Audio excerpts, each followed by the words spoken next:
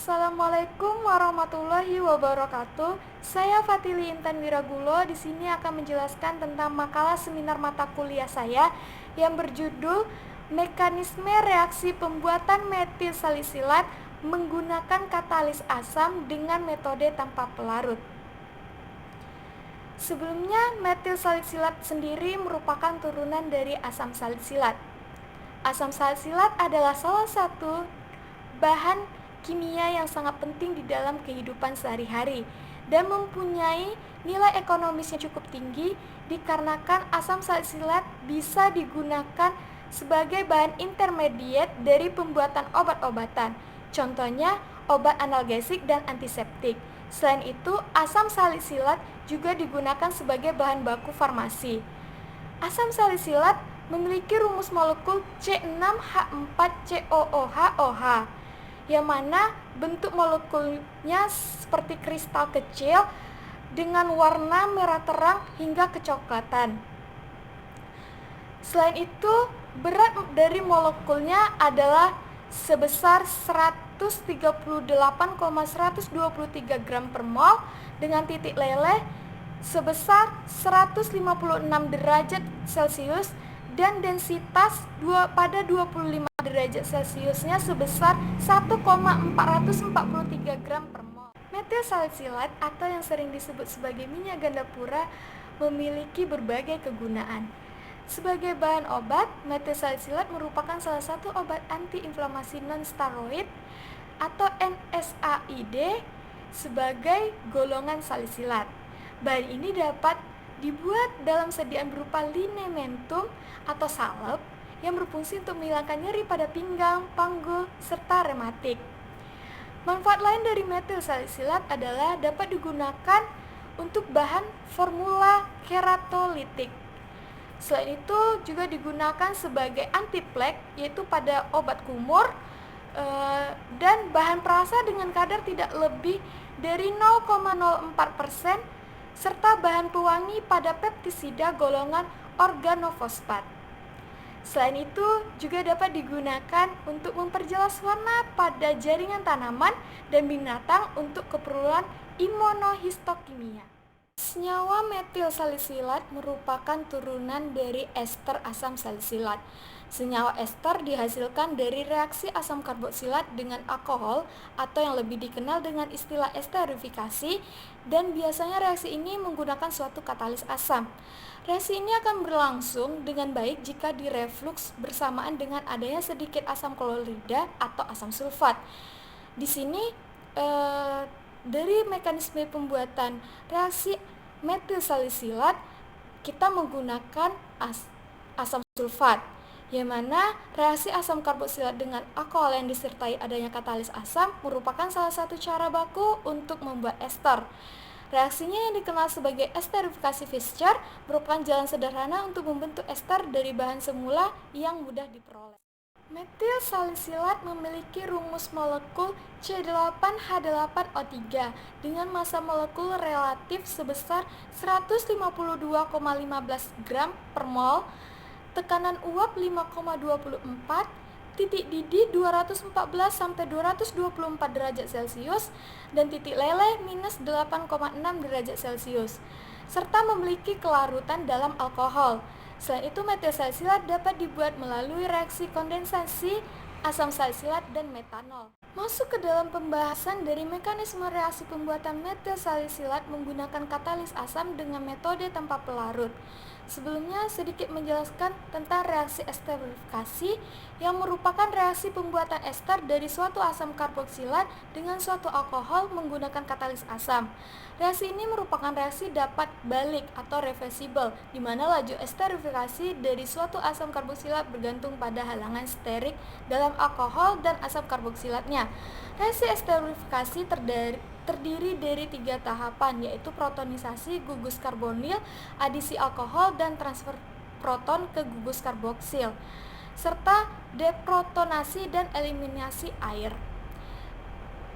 Sehingga mekanisme dari reaksi pembuatan metil salisilat menggunakan katalis asam dengan metode tanpa pelarut itu ada 4 tahapan, yang mana tahapannya itu adalah pada tahapan 1 merupakan tahap transfer proton dari katalis asam ke atom oksigen karbonil, sehingga meningkatkan elektrofilitas dari atom C karbonil.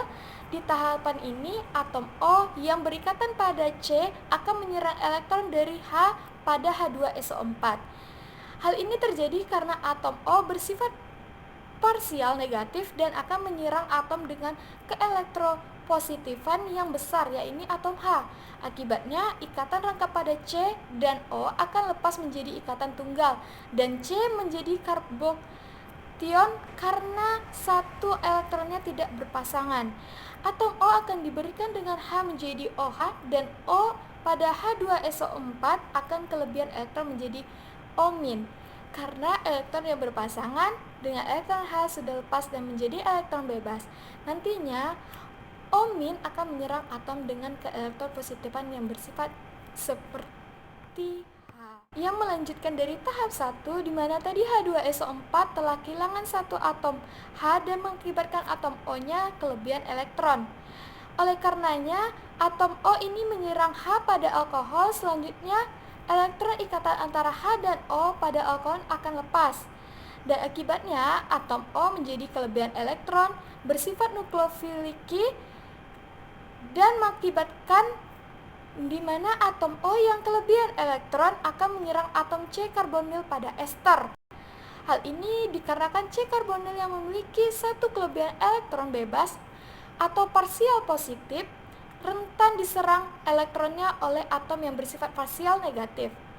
Pada tahap ini, akibatnya akan terbentuknya ion oksonium, di mana akan dilanjutkan pada tahap ketiga, yang mana tahap ketiga ini dimulai dari penyerangan elektron oleh atom O pada ion oksonium kepada atom H pada katalis H2SO4, sehingga O akan mengikat H dan terbentuk OH2 atau H2O.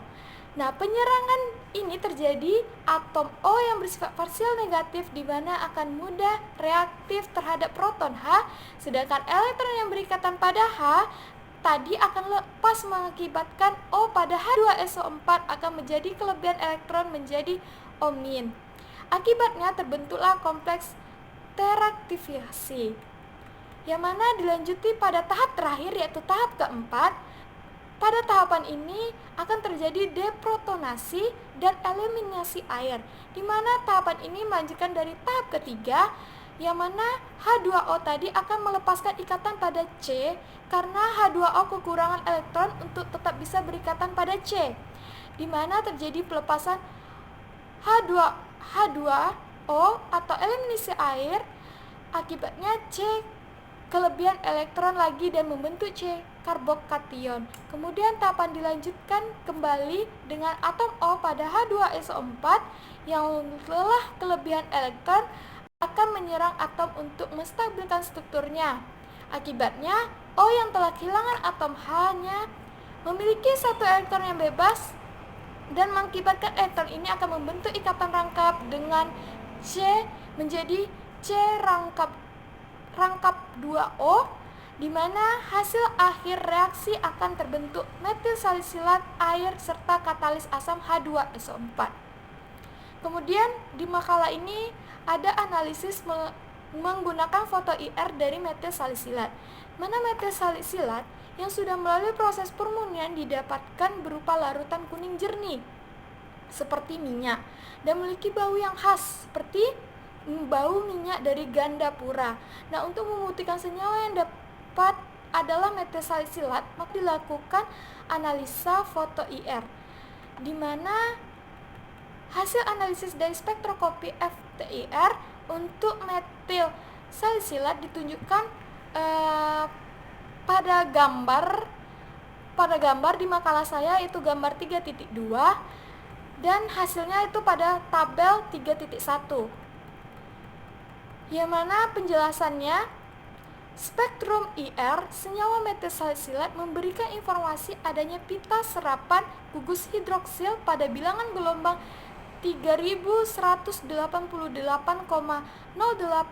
cm-1 yang membentuk serapan pita yang melebar dengan intensitas sedang. Adanya ikatan hidrogen intermolekul yang terdapat pada metil salisilat karena pada keadaan orto terdapat gugus karbonil dan hidroksil menyebabkan serapan lebar OH ke kanan, sedangkan serapan ini juga didukung dengan adanya pita serapan pada CO dengan bilangan gelombang 1215,15 per cm, dan serapan ini disebabkan adanya konjugasi antara oksigen dengan cincin benzena yang menggeser serapan ke energi yang lebih tinggi.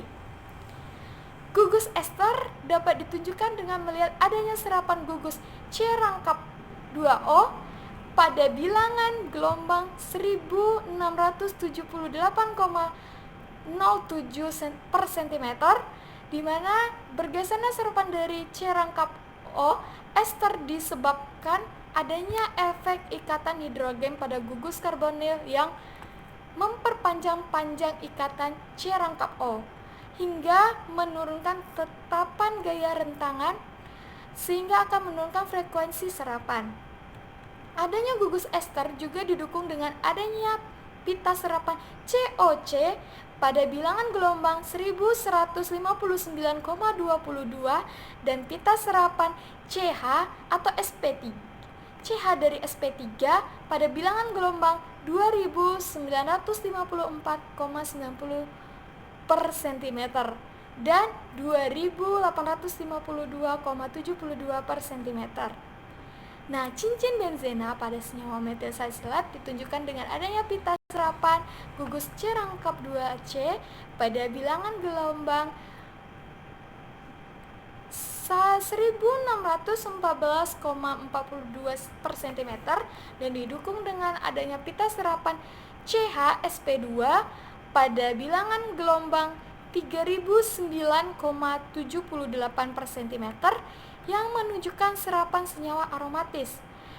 Adanya gugus yang bersubstitusi atau tersubstitusi pada posisi pada benzena ditunjukkan dengan adanya serapan bangkokan CH keluar bidang pada bilangan gelombang 758,02 per cm dengan intensitas kuat. Nah, dari hasil serapan tersebut maka dapat diketahui bahwa metil salisilat telah terbentuk. Jadi bentukan tadi sudah dijelaskan dari penjelasan yang ada dalam tabel, yaitu pada makalah saya ada tabel 3.1. Kemudian dijelaskan juga di gambar tentang mekanisme dari pembuatan metil salisilat, yaitu pada gambar 3.1. Kemudian ada analisis dari foto IR-nya itu pada gambar 3.2 di makalah yang saya buat. Nah, kesimpulan dari makalah yang telah saya buat, dapat ditarik kesimpulan dari makalah yang telah saya buat, yaitu mekanisme reaksi pembentukan metil salisilat menggunakan katalis asam dengan metode tanpa pelarut melalui 4 tahapan reaksi esterifikasi, yang mana tahapannya yaitu yang pertama tahap transfer proton dari katalis asam ke atom oksigen karbonil, kemudian dilanjuti tahap kedua di mana tadi H2SO4 telah kehilangan satu atom H dan mengakibatkan atom O-nya kelebihan elektron dan terbentuknya ion oksonium. Kemudian tahapan ketiganya di mana penyerangan elektron oleh atom O pada ion oksonium kepada atom H pada katalis H2SO4 sehingga O akan mengikat H dan terbentuk H2O yang mengakibatkan terbentuknya kompleks teraktivasi. Kemudian tahapan terakhir yaitu tahapan keempat, terjadinya deprotonasi dan eliminasi air, di mana tahapan ini melanjutkan dari tahap ketiga, yaitu H2O tadi akan melepaskan ikatannya pada C karena H2O kekurangan elektron untuk tetap bisa berikatan pada C, di mana terjadi pelepasan H2O atau eliminasi air, di mana hasil akhir reaksi akan terbentuk yang Hasilnya adalah metilsalisilat air dan katalis asam H2SO4. Selain itu, dari hasil analisa dengan menggunakan foto IR menunjukkan adanya serapan gugus fungsi OH fenol, CHSP2, C rangkap O ester dan C rangkap C aromatik, serta COC ester dan COH fenol. Baiklah, mungkin sekian dari penjelasan makalah seminar mata kuliah saya tadi. Untuk kekurangannya saya mohon maaf dan saya akhiri. Wabillahi taufiq wal hidayah. Wassalamualaikum warahmatullahi wabarakatuh.